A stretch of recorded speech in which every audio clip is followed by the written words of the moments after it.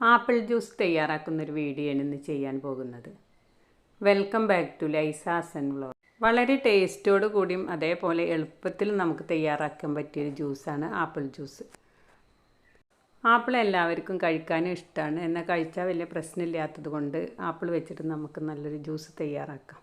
എല്ലാവർക്കും നമസ്കാരം. ജ്യൂസ് തയ്യാറാക്കാൻ വേണ്ടി 2 ആപ്പിൾ തൊലി കളഞ്ഞ് കട്ട് ചെയ്തിട്ട് ഒരു മിക്സിയുടെ ജാറിലേക്ക് ഇട്ട് കൊടുത്തിട്ടുണ്ട്. ഇനി നമുക്ക് ഇതിലേക്ക് ആവശ്യത്തിനുള്ള പാൽ ഒഴിച്ചിട്ട് ഇതൊന്ന് നന്നായിട്ടൊന്ന് അടിച്ചെടുക്കാം.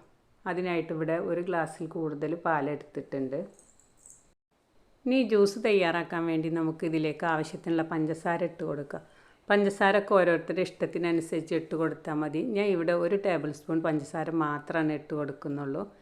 ആപ്പിൾ ജ്യൂസ് തയ്യാറാക്കുമ്പോൾ നമുക്ക് കഴിക്കുന്നതിൻ്റെ തൊട്ട് മുന്നായിട്ട് ചെയ്താൽ മതി. ആപ്പിൾ തൊലി കളഞ്ഞിട്ട് വെച്ചിട്ടുണ്ട് വെച്ചാൽ കളറ് മാറും, എല്ലാവർക്കും അറിയുന്നതല്ലേ.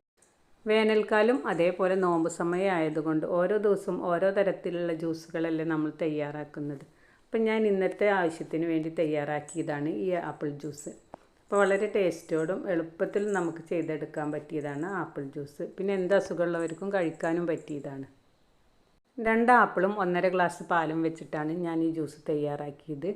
അപ്പോൾ നമുക്ക് 3 വലിയ ഗ്ലാസ് ജ്യൂസ് കിട്ടിയിട്ടുണ്ട്. ജ്യൂസ് തയ്യാറായി. ഇനി ഇതിലേക്ക് 2 ഐസ് ക്യൂബ് ഇട്ട് കൊടുത്തിട്ട് നമ്മൾ ഈ ജ്യൂസ് ഗ്ലാസ്സിലേക്ക് ഒഴിച്ച് കൊടുക്കുകയാണ് ചെയ്യുന്നത്. അപ്പോൾ ആപ്പിൾ ജ്യൂസൊക്കെ അടിച്ച് വെച്ചിട്ടുണ്ട് വെച്ചാൽ പെട്ടെന്ന് തന്നെ കട്ട പിടിച്ച പോലെ ഇരിക്കും. അപ്പോൾ നമ്മൾ ആവശ്യത്തിനുള്ള വെള്ളം ചേർത്തിട്ടാണ് ജ്യൂസ് തയ്യാറാക്കേണ്ടത്. ആപ്പിൾ ജ്യൂസ് കട്ടിയിൽ കുടിക്കാൻ ഇഷ്ടമില്ലാത്തവർ ആവശ്യത്തിനുള്ള പാലോ വെള്ളമോ ചേർത്തിട്ട് നമുക്ക് പാകപ്പെടുത്തിയെടുക്കാം.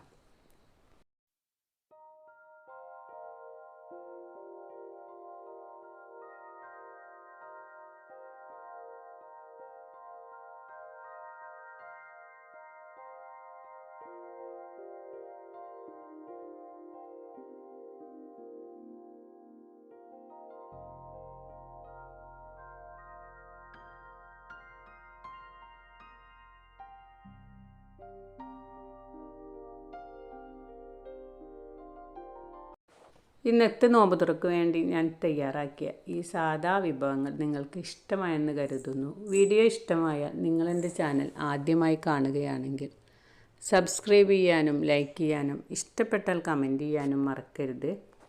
മറ്റൊരു വീഡിയോയുമായി വരാൻ ശ്രമിക്കാം. Thanks for watching.